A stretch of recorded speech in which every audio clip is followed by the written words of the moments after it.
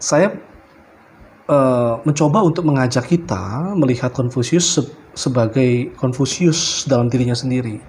Maksudnya dari tulisan Konfusius sendiri. Ya saya tahu dalam artikel itu memang itu ditulis oleh seorang dosen juga, ya dia pasti punya perspektif tersendiri dan alasan juga. Tapi saya akan coba untuk melihat, ya mengajak kita juga untuk melihat bagaimana Konfusius mengajarkan dalam ajarannya. Nah, memang pertama pengajaran Konfusius itu agak terkesan dilihatnya seperti kayak mencoba untuk mencari jalan damai, gitu. Yang secara hukum kadang-kadang dikonotasikan negatif, jalan damai. Jalan damai gitu ya, dan mungkin juga istilah damai itu dalam hukum itu agak-agak konotasinya ke sana. Nah, tetapi mungkin untuk kita sebagai orang Indonesia ya memahaminya mungkin mirip bukan ke situ maksudnya sebetulnya, tapi seperti filsafat orang Jawa gitu, yang seperti air mencoba untuk menyesuaikan diri, mirip seperti dengan cara jalan damai gitu ya. Tetapi yang paling tegas dalam pengajarannya adalah, yang bisa kita lihat ditekankan adalah betapa pentingnya justru moral. Konfusius menekankan pentingnya moral, pentingnya kebajikan, pentingnya ketaatan, lalu juga ketaatan dalam menjalani hukum langit gitu kan, dalam menjalani hukum langit, nah, yang disebut sebagai takdir gitu.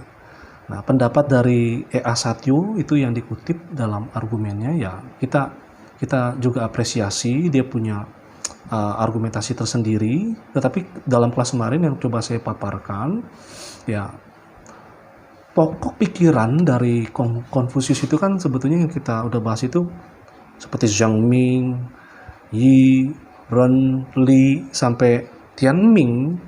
Apalagi ketika bicara tentang Ren gitu ya. Ren itu kan bicara tentang kebajikan moral di dalam batin, dalam hati. Lalu Li itu bicara tentang bagaimana diwujud nyatakan melalui ketaatan dalam bermasyarakat, bagaimana kita mentaati norma masyarakat ya. Rasanya justru nggak sampai ke sana ya, dalam arti menentang hukum seperti itu yang dituduhkan. Jadi kita justru melihat Konghucu atau Konfusius justru menekankan tentang pentingnya nilai moral, etika.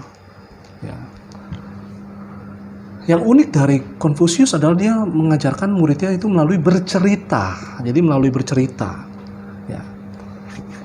Dia bercerita, yang salah satu yang sering diceritakan adalah tentang seorang tokoh murid yang bernama Yanhui. Nah, ini terkait dengan pertanyaanmu. Gini, satu kali muridnya ini Yanhui ini kan penjual ya. Kalau nggak salah penjual kain ya. Dia berjualan, lalu satu kali ada pelanggan datang kepadanya membeli kainnya. Dia membeli 8 kain ya. Katakanlah harganya adalah 3. 8 kain harganya 3. Lalu berapa harus dibayar? Berarti kan 8 kali 3 pasti 24 dong. Tetapi pelanggannya itu membayar kepada Yanhui 23, bukan 24, 23. Nah, kemudian Yanhui marah, "Loh kok kamu bayar saya cuma 23, kurang dong." Nah, akhirnya terjadilah perdebatan sengit. Nggak bisa terima pelanggannya itu. Akhirnya kemudian, kalau kayak gini caranya, kata Yanhui, kita ke Konfusius aja. Dia orang bijak, dia akan memutuskan perkara kita. Oke, kata pelanggan itu.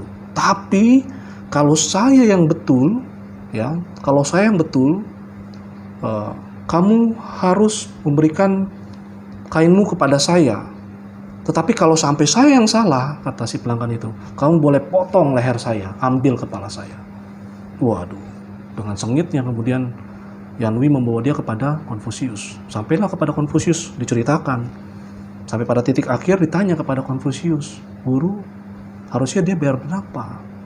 Konfusius bilang, 3 kali 8, 8 kali 3, 23.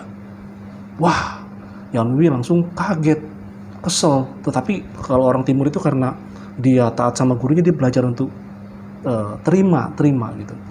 Nah, akhirnya si customer itu pergi begitu saja membawa kainnya. Nah, lalu kemudian ditanya lah Konfusius oleh muridnya dengan gondok juga kan ya. Guru, kenapa engkau bilang kok 8 kali 3, 23, harusnya 24 dong. Gurunya bilang begini, kalau saya bilang 24 bagaimana hasilnya? Pasti kamu akan potong kepala orang itu kan. Akan jauh lebih baik saya mengatakan 23, kamu hanya kehilangan sebagian daripada seorang manusia itu kehilangan kepalanya.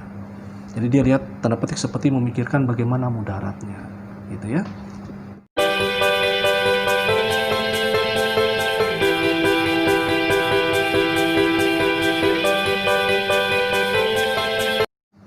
Oke, kita akan coba membahas pertanyaan dari saudari Fani tentang Origenes berhubungan dengan subordinasionisme. Ya.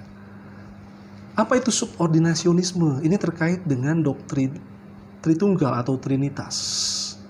Ya, bahwa ada subordo, ada tingkatan Allah Bapa, Allah Anak, Allah Roh Kudus. Tetapi juga subordo itu juga menggambarkan statusnya. Jadi Allah Bapa yang adalah Allah yang dalam tingkatan tertinggi, begitu ya. Nah, orang seringkali ketika membahas tentang Origenes atau Origen itu begitu banyak yang negatif. Begitu banyak yang negatif. Tapi saya akan coba ya, kalau kita belajar filsafat kan kita harus melihat dia dengan utuh gitu ya. Nah, seringkali orang melihat Origenes tanpa mempertimbangkan ya, siapa itu sesungguhnya dia. Origenes sendiri sebetulnya adalah seorang bapak apologetika. Ya, kalau kita baca dalam buku-buku, ada yang masuk ke dalam church father atau bapak gereja, tapi memang lebih tepatnya adalah bapak apologet. Ya, bapak apologet, ya, yang nanti kita akan melihat jalurnya dia berbeda. Kalau kayak Rasul Yohanes punya murid namanya misalnya Polikarpus, atau Rasul Petrus punya murid misalnya Ignatius dari Antiok, Paulus punya murid misalnya Clement dari Roma misalnya. Itu langsung dari jalur para rasul. Sedangkan Origenes ini dia berasal dari Alexandria, gitu ya. Nah, bapak apologetika inilah yang sebetulnya dialah yang pertama kali membuat semacam kayak tafsiran Alkitab yang begitu lengkap, bahkan membuat semacam kayak sistematik teologi. Jadi teolog pertama yang mencoba membuat seperti kayak kita ya, proper doktrin, proper kristologi, soter dan seterusnya gitu. Dia orang pertama ini yang mencoba untuk membuat sistematis seperti itu. Origenes ini ketika dibahas seringkali disamakan atau dicap seperti Arius. Siapa itu Arius? Kalau kita bingung Arius, kita masih bisa melihat benih-benihnya. Kita masih melihat sekarang nih seperti saksi Yehova, ya, saksi Yehova yang menekankan bahwa Yesus sebetulnya bukan Allah. Yang Allah sejati adalah ya Yahweh, Bapa. Gitu. Jadi menyangkali kesejatian Allah yang sejati dari Yesus. Nah, Arius seringkali dicap sama seperti Origen. Apakah itu benar adanya?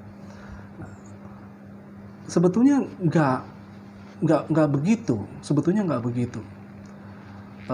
Yang kita lihat juga Origen ini kan dia ada di abad kedua. Waktu itu doktrin Tritunggal itu belum seperti kita yang sudah komplit. Jadi kita nggak bisa memaksakan formulasi doktrin yang sudah komplit untuk kemudian menjudge Origen. Nggak fair. Dan yang kita sekarang ketahui kan dalam katakanlah misalnya Konsili Kalsedon yang sudah begitu utuh kita terima konsep tentang Tritunggal itu, bahwa Yesus Bapa dan Roh Kudus itu homoousios gitu kan. Yesus homoousios dengan Bapa, satu hakikat dengan Bapa. Sama. ilahinya, sama Allah, hakikat Allahnya sama. Tetapi tres persona, 3 pribadi berbeda, hipostasis yang berbeda. Homoousios sama, hipostasisnya berbeda. Jadi bingung nanti, sebetulnya ini sama atau beda, beda atau sama. Istilah ini kan terus berkembang sampai nanti kepada abad yang keempat, barulah kemudian rampung di dalam konsili itu. Ya, jadi nggak fair sekali lagi kalau kita menjudge Origen dari kacamata doktrin Trinitas yang sudah utuh.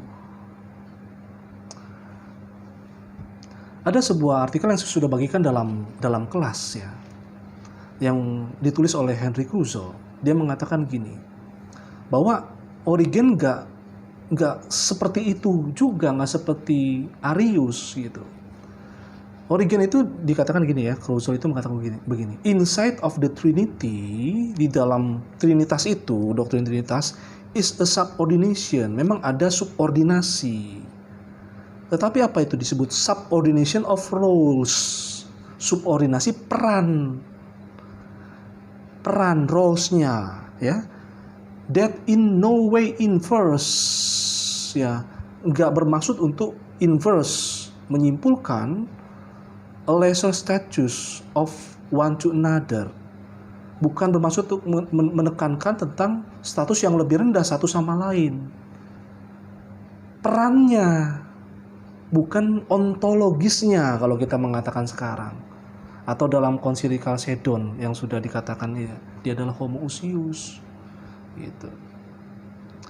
Nah, kalau memang kalian tertarik untuk membahas tentang bapak-bapak gereja, di Bible itu udah lengkap kok, udah ada. Jadi kalian bisa coba kupas dari sana. Ya sekarang bahkan terjemahan Indonesia juga setahu saya sudah ada. Jadi kalau kalian tertarik, kalian bisa baca dari tulisan-tulisan bapak-bapak gereja. Ya. Kalau buku-buku bahasa Indonesia yang mengupas potong-sepotong tentang Origen tuh agak cenderung banyak yang negatif ya, tendensinya negatif ya, tanpa melihat duduk perkaranya, tanpa melihat latar belakang pemikirannya, apa yang coba untuk Origen itu coba untuk diskusikan dalam zamannya gitu ya, tanpa melihat bahkan juga tulisan-tulisan Origen secara utuh. Nah, jadi saya coba untuk melihat Origen dari Origen sendiri ya gitu ya. Terima kasih untuk pertanyaannya.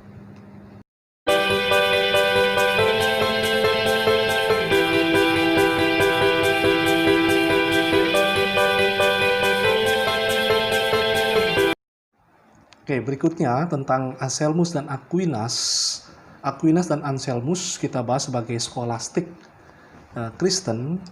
Tetapi apa yang menjadi perbedaan penekanannya? Nah, apa yang menjadi perbedaan mereka berdua dalam penekanan? Memang mereka berdua jelas sama-sama berasal dari abad skolastik. Apa itu skolastik?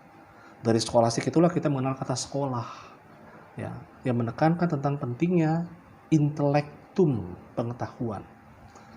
Anselmus dan Aquinas sama-sama berasal dari keluarga bangsawan.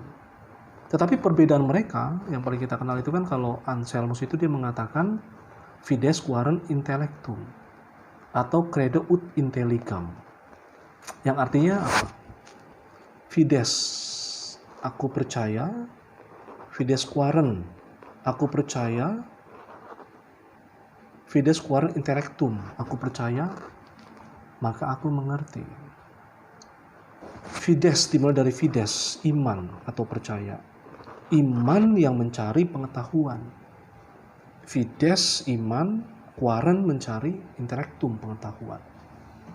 Jadi starting point, titik awal yang pentingnya adalah iman. Dari iman itu nanti akan bisa muncul pengetahuan-pengetahuan.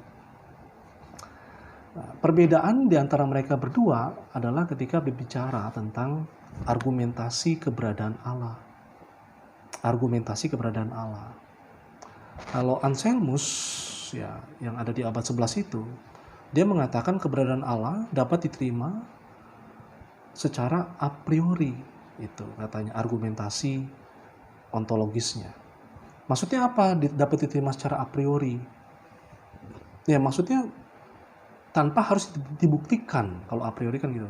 Tanpa harus dibuktikan oleh pengalaman. Artinya secara rasional bisa kok diterima, kata Anselmus. Gimana penjabarannya? Ya, sama seperti di dunia ini kita melihat. Ada yang kurang baik, ada yang baik, ada yang lebih baik, ada yang maha baik.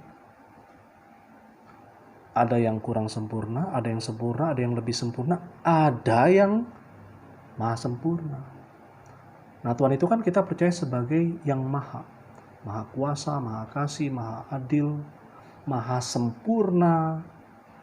Artinya apa? Artinya tidak mungkin kalau begitu yang maha itu tidak ada. Dia harus ada. Kata dia, itu harus ada kalau begitu. Ada yang baik, ada yang lebih baik, ada yang maha baik. Ada yang kurang sempurna, sempurna, lebih sempurna, ada yang maha sempurna. Itu dapat diterima secara a priori dengan rasio, kata dia. Ya. Tetapi kemudian 2 abad berikutnya muncullah seorang Aquinas. Ya, Aquinas bilang nggak cukup keberadaan Allah dibuktikan hanya secara a priori, harus a posteriori. Artinya apa? Harus bisa dong dibuktikan, ya, melalui pengalaman, melalui alam, gitu ya. Harus bisa dong dibuktikan. Maka Aquinas ini mengutip argumentasi dari Aristoteles. Dari Aristoteles yang menekankan tentang keberadaan Allah. Nah, kita kan melihat ini sebetulnya nanti akan jadi payung besar buat empirisme ya. Empirisme ya. Ilmu-ilmu pengetahuan gitu. Jadi keberadaan Allah dapat diterima secara a posteriori, harus bisa dibuktikan, kata dia. Nah, dia mengutip Aristoteles melalui bukunya yang terkenal, buku Aquinas, yaitu Summa Theologica. Summa Theologica. Dengan beberapa argumentasi di dalamnya. Misal tentang causa prima bahwa harus ada penggerak yang tidak digerakkan. Harus ada penyebab yang tidak disebabkan. Gitu. Sama seperti alam semesta ini. Ya, dia nggak muncul dengan sendirinya, harus ada sesuatu. Penyebab yang tidak disebabkan. Harus ada sesuatu yang penggerak yang tidak digerakkan. Nah, dia melihat begini bahwa Allah tidak dapat tidak ada karena keberadaannya ada sebelum segala sesuatu ada. Ini mirip seperti Aristoteles yang kemudian mengatakan itu adalah logos. Logos yang nanti juga disebut sebagai actus murni. Ya, kalau ilmu sains biasanya mengatakan causa prima ini ya seperti memang ada sesuatu yang memulai alam semesta. Tetapi apa itu? Mungkin disebutnya kekekalan energi gitu ya. Mereka mentok sampai situ, mengatakan ya itu kekekalan energi. Nah, kalau Aquinas di sini dipercaya itu adalah Tuhan. Itu adalah Tuhan yang menjadi causa prima. Nah, tetapi Aquinas juga memodifikasi pandangan Aristoteles, khususnya tentang causa finalitas. Nggak cuma causa prima, tapi juga causa primalitas atau pengakhir. Ya, dengan mudahnya kita mungkin melihatnya seperti kayak Allah itu alfa dan omega, yang awal dan yang akhir gitu. Bahwa segala sesuatu nanti di dunia akan hancur dan berakhir. Yang akan tetap ada adalah sang omega itu, yaitu Allah. Ini berbeda dengan konsep Aristoteles yang mengatakan bahwa alam semesta sifatnya itu kekal juga. Gitu. Jadi dia berbeda di situ. Dia membuktikan ya keberadaan Allah melalui kutipan dari Aristoteles. Ya. Jadi kayak begitu.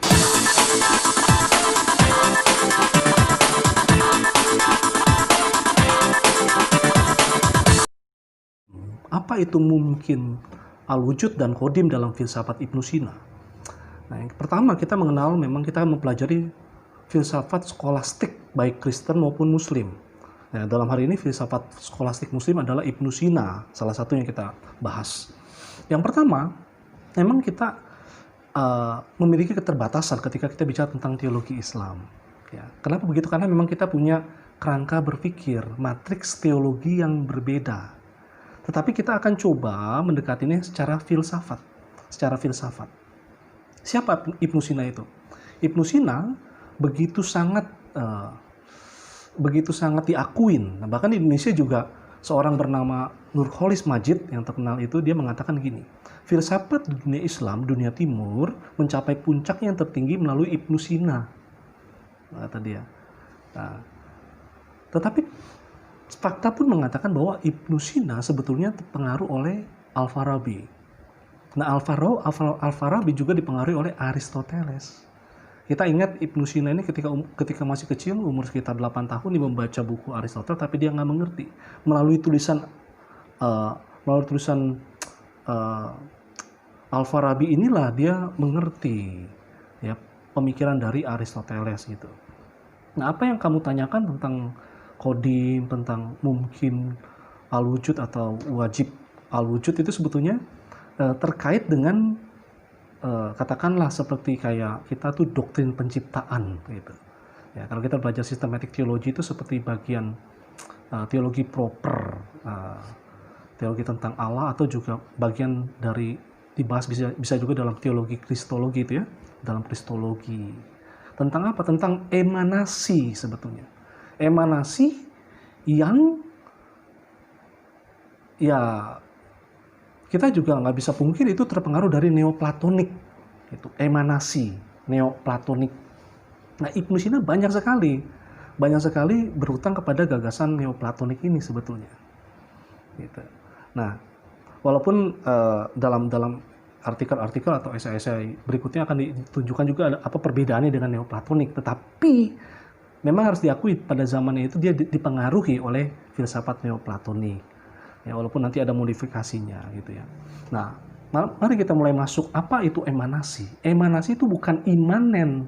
Ya, bukan imanen. Imanen itu kan kalau kita belajar ya, ada imanen, ada transenden, bukan itu. Emanasi itu bicara tentang bagaimana Allah mencipta alam semesta ini.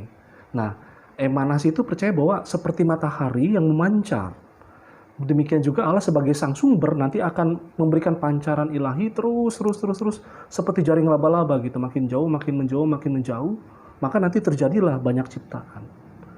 Nah, ketika dari sumber itu kemudian mulai bergerak menjauh, semakin jauh dari sumber, maka tingkat derajatnya itu semakin rendah. Nah, nanti kita akan melihat begini, bahwa Allah itu dipercaya sifatnya itu abadi, ya. Maksudnya kodim gitu, abadi. Nanti dari Allah inilah kemudian ya sama seperti filsafat Yunani gitu, mirip seperti itu. Kemudian Allah mulai mencipta. Dari mana? Apa sebab Allah mencipta? Apa sebabnya? Nah, sebabnya Allah mencipta adalah karena dirinya sendiri kan gitu. Jadi Allah berpikir tentang dirinya sendiri, kan belum ada apa-apa. Allah berpikir tentang dirinya sendiri, maka kemudian keluarlah yang disebut sebagai logos, pikiran ilahi. Kalau dalam Ibnu Sina menyebutnya itu akal, ya. Maka keluarlah akal. Nanti dari akal itu kemudian terciptalah malaikat-malaikat, roh-roh. Nanti sampai pada ujung yang terakhir adalah terciptalah materi, gitu. Terciptalah materi. Nah, sama seperti tadi, makin dekat dengan sumber, makin tinggi tingkatannya, makin jauh dari sumber makin rendah. Nah, ini sebetulnya digagas dari mana? Dari konsep emanasinya orang Yunani. Gitu. Dari kodim itulah nanti akan muncul akal, lalu kemudian muncul roh-roh, malaikat, sampai nanti kepada materi. Nah, materi itu nanti sifatnya disebut mungkin al-wujud. Artinya apa? Dia boleh ada, boleh tidak. Dia tergantung kepada yang disebut wajib al-wujud, yang harus ada. Jadi gitu ya. Jadi konsep tentang penciptaan itu bicara tentang itu ya. Pertanyaan bagus dari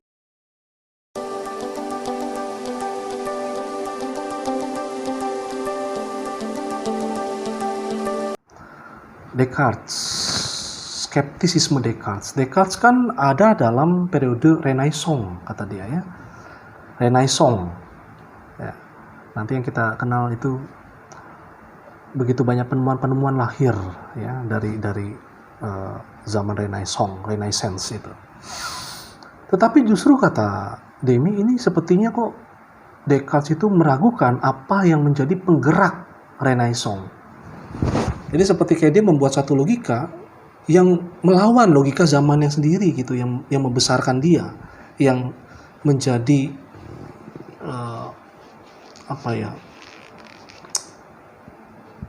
ruh dari Renaissance gitu. Ya, yang seperti kita ketahui kan, skeptisisme itu sifatnya kan memang meragukan apapun. Yang saya kasih contoh itu kan seperti apel, ilustrasi dari Descartes itu kan, Descartes. Ketika ada apel di dalam sebuah keranjang, bagaimana kita bisa memastikan apel-apel itu tidak busuk? Padahal di situ ada beberapa yang busuk. Nanti yang busuk itu malahan bisa membuat busuk yang lain.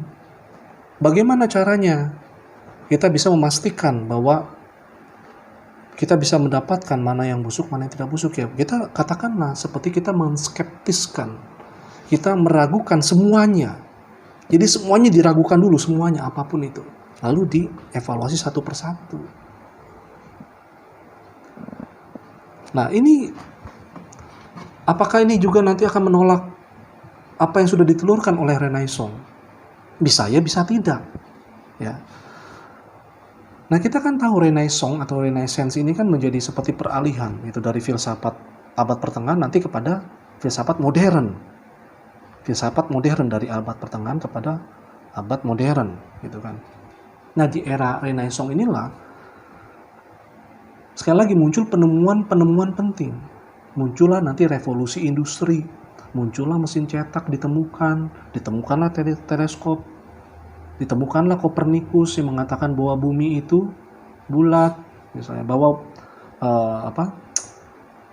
bumi itu mengelilingi matahari, kan gitu. Melawan tradisi, dia meragukan tradisi-tradisi yang ada sebelumnya. Selalu begitu, selalu menskeptiskan apa yang menjadi tradisi sebelumnya. Namanya skeptisisme. Apakah kemudian filsafat atau cara pemikiran skeptisisme ini sudah tidak ada lagi? Sebetulnya terus terjadi. Terus terjadi, termasuk di dalam ilmu-ilmu pengetahuan, penemuan-penemuan yang ada. Ya kan? Kita kan melihat nih, misalnya dari zaman modern kepada zaman sekarang misalnya. Masih ada, dan itu berpengaruh. Misalnya munculnya yang disebut sebagai dalam ilmu pengetahuan itu teori mekanika kuantum, atau misalnya fisika yang baru itu kan menggantikan fisika yang klasik. Kalau dalam fisika yang klasik itu kan menekankan tentang apa? Determinisme.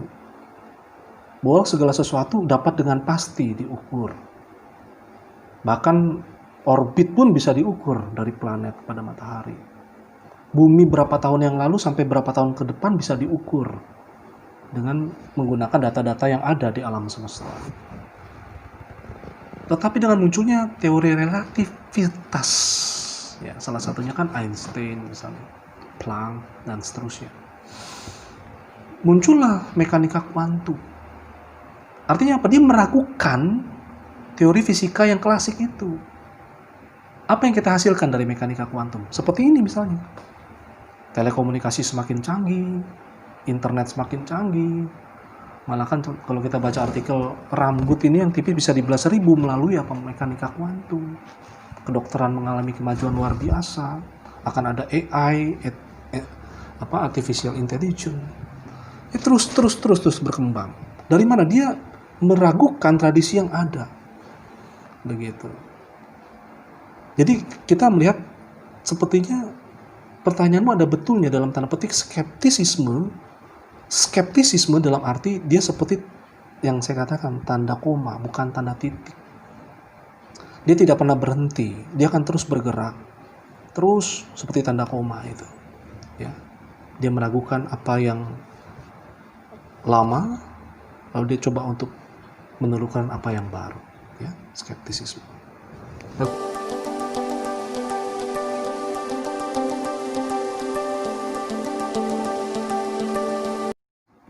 Dalam pembahasan tentang Immanuel Kant melalui presentasi Charles, Dia mengatakan bahwa kan mencoba untuk mengkombinasikan antara empirisme dengan rasionalisme, maka muncullah kritisisme Kant sebagai sebuah fenomena baru. Nah, saya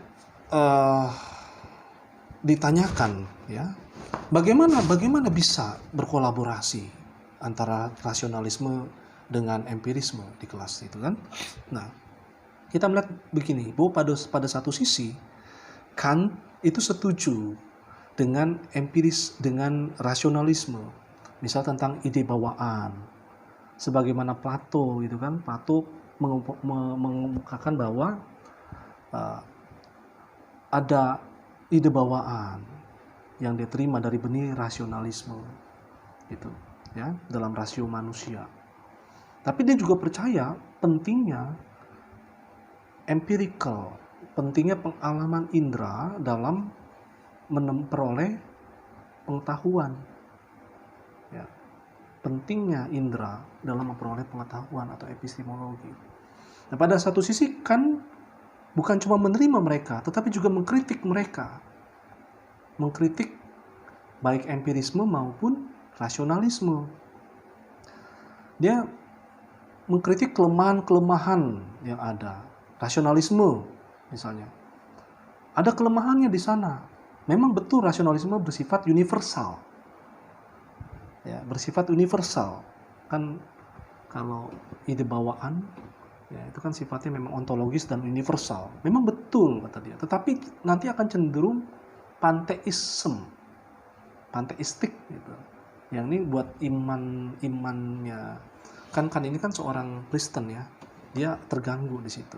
Dia menolak itunya. Lalu kemudian apa yang diterima dari empirisme? Ya, apa yang ditolak dari empirisme? Ya dia bilang begini, bahwa empirisme itu sesuatu yang sangat partikular. Lawan dari universal kan partikular ya. Artinya itu akan sangat bergantung, pengetahuan itu akan sangat bergantung pada subjek yang mempersepsi melalui indera, kata dia gitu. Akan sangat tergantung pada subjek yang mempersepsi melalui indera, kata dia. Maka dia mencoba untuk membuat fenomenalisme baru yang disebut sebagai kritisisme ini. Dia mencoba untuk mengkombinasikan. Yang kita tahu kan gini loh, kalau rasionalisme itu kan bersifat a priori, analisis a priori, ya, analisis a priori. Sedangkan empirisme itu kan bersifat sintesis a posteriori, kan gitu. Sintesis a posteriori itu empirisme. Nah, yang diambil dari empirisme adalah sifat sintesisnya. Sintesisnya diambil sama Kant, bahwa akan selalu ada dua unsur dalam setiap penampakan objek, kata dia, yakni unsur materi, matter, ya, empirical, dan unsur bentuk, forma. Forma itu bicara tentang susunan hubungan-hubungan tertentu secara rasional. Gitu. Formal dan material, form and matter. Dia melihat dua unsur itu selalu ada dalam penampakan objek. Lalu apa yang menjadi a priorinya? Nah, kita kan melihat ini akan menjadi sebuah evolusi besar dalam cara berpikir metafisik, ya. Karena menurut Kant, ya, bukan lagi subjek yang mengarahkan diri kepada objek, kata dia, tetapi sebaliknya. Yang mendasar dari pemikiran Kant adalah ia tidak memulai dari objek-objek itu sebagaimana empirisme melakukannya, tapi dia memulai dari subjek. Karena apa? Karena dalam manusia itu ada ide bawaan. Nah, objek-objek itu harus disesuaikan dengan subjek. Nah, dengan kata lain, menurut dia, ya, bahwa realitas itu ada di dalam akal budi manusia, ya, tidak dimulai dari objek tetapi dari subjek. Nah, tetapi nggak sampai di situ, kan juga mengkritik, ya, kalau kita dengar kata kritik itu maksudnya dia melakukan kajian gitu ya, memeriksa kesahihan pengetahuan. Yang kalau di kelas itu kita lihat bagaimana syarat-syarat kemungkinan dari pengetahuan itu, bagaimana syarat-syarat pengetahuan itu. Dengan kata lain dia mencoba untuk menyelidiki kemampuan dari batas-batas rasio. Bagaimana batas-batasnya sebelum memulai penyelidikannya. Itu sebab dalam kritisismenya Kant ya, kita mengenal apa? Ada kritik akal murni, kritik akal praktis, kritik penalaran kan gitu, gaya penalaran. Kritik itu maksudnya bukan tukang kritik ya, tapi kajian, suatu kajian. Nah, kritisisme yang sifatnya sintesis a priori ya, jadi dia mengambil sifat sintesis itu ya dari empirisme dan a priori dari rasionalisme. Sifat sintesis a priori itulah yang selalu ada dalam pemikiran Kant gitu. Misalnya ketika bicara tentang etika deontologis, nah yang terkenal ini kan etika deontologisnya Kant, ya kan, terkenal. Secara sintesis kan mencoba untuk membuat forma. Tadi kan kita bicara form and matter ya, forma atau aturan-aturan yang sifatnya universal tentang etika, gitu, tentang etika. Dia coba untuk membuat forma aturan yang universal tentang etika. Dan buat dia katakan bahwa tindakan itu dikatakan etik baik gitu ya, bukan karena tujuannya baik, tetapi karena tindakan itu sendiri, tindakan itu pada dirinya sendiri adalah baik. Mungkin kalau contohnya buat kita seperti kayak kita menyeberang, kita bawa kendaraan lalu ada lampu merah, kita berhenti lampu merah. Ketika ditanya kenapa berhenti lampu merah, seringkali ada polisi ngumpet di belakang pohon misalnya. Nah, itu bukan suatu etika yang baik, katakan.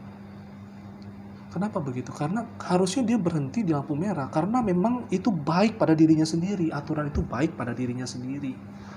Gitu. Dengan begitu dia mengatur supaya tidak terjadinya katakanlah kecelakaan atau kematian.